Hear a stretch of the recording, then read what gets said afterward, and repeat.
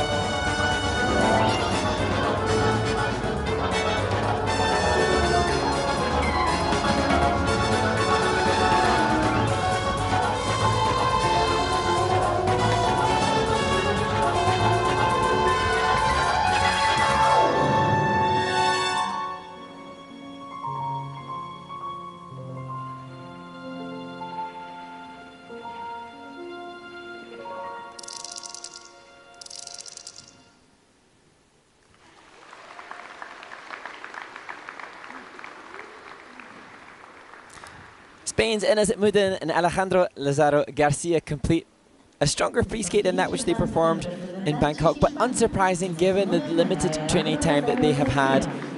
And whilst the team has been so impacted by the knee surgery that Ines had, they do bring more characterization than so many others, and I was so conscious that both Ines and Alejandro were really conscientiously interpreting throughout the skate.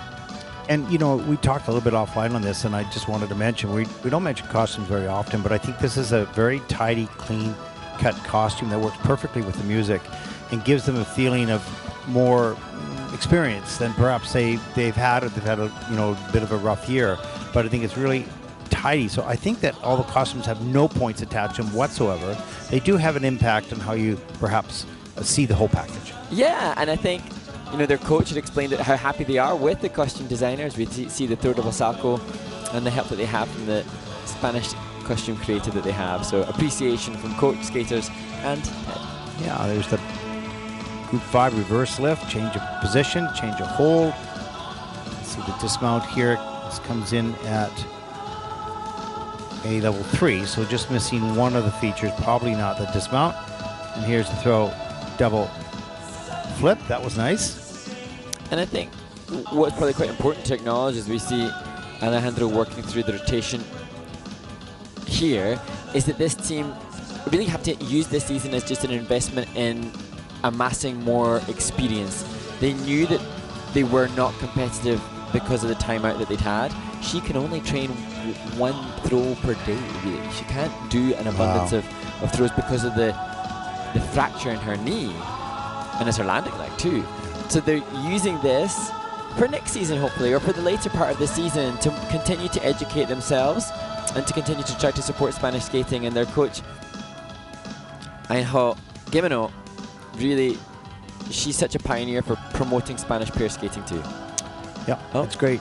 What does that? I want to know. What does that mean? I didn't ask them that. Oh, now you're. No, I need to know. You're going to stress out, right? Somebody knows. Somebody's enjoying. Okay, you're going to find out.